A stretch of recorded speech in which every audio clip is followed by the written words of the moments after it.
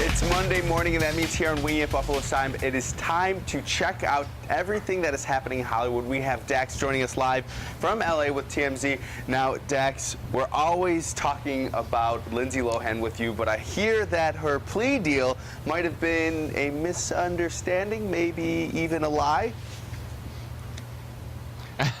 Well, here's the deal. Basically, Lindsay Lohan's attorney had said, look, that we want to put her in lockdown rehab instead of sending her to jail. And, the judge signed off on this. Well, the problem is we've been looking around. There is no such thing as a physical lockdown rehab. There is no rehab facility in the United States that will hold a person against their will from leaving.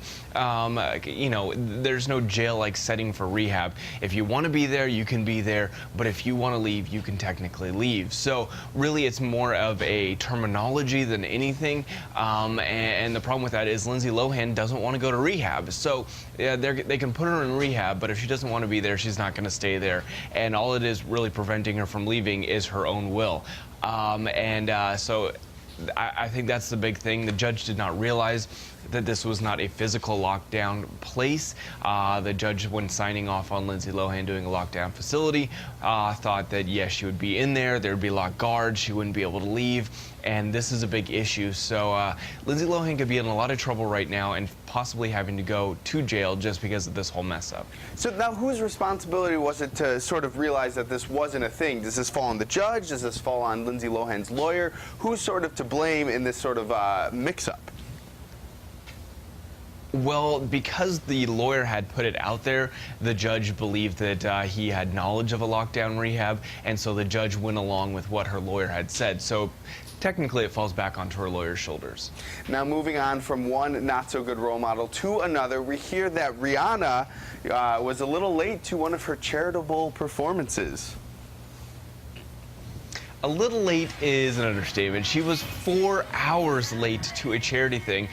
Basically, there was a high school in Chicago that had won a charity competition that Rihanna had set up, and the kids were there. There's about 2,500 kids sitting in a gym auditorium waiting for her, and 4 hours go by. Finally, she shows up, doesn't really mention too much about why she was late, just goes, oh, thanks for waiting around for me, and then she performed for 16 minutes and peaced out. So, it just seems kind of like a rude sentiment, but nevertheless, it's Rihanna. She's famous, and that's what famous people do. They show up late to stuff. I have to say, when I got in this morning, I read my script. It said Rihanna charity. I was like, yes, she's doing something right. Maybe she's changing her image. And then the next line was 4 hours late, and I was like, well, that seems like it is. But we're going to move on to something that might be a little bit more pleasant. We have Miley Cyrus on and off again with her fiance, boyfriend, Liam Hemsworth. Now, I hear that they might be back together. You know what? You never know. He showed up to her house this weekend. There was a shot of him walking into her home, and this comes on the tails of, all the rumors of whether they're breaking up because there was infidelity. The ring, that her engagement ring has been off sometimes, back on and off and on. He's been on the other side of the world the last couple weeks. So really, we have no idea if they're together or not, honestly.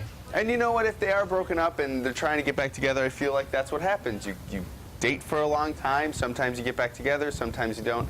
Give them the benefit of the doubt. I'm a supporter of both of them. So hopefully, fingers crossed for the best.